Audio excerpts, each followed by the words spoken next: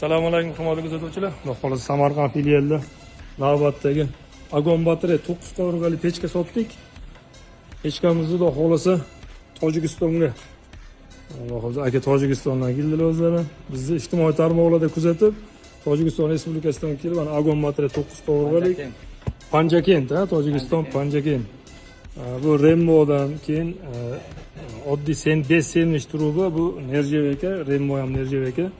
Buni bilasizlar, radiatorni sirkulyatsiya qiladi, juda ham foydasi katta.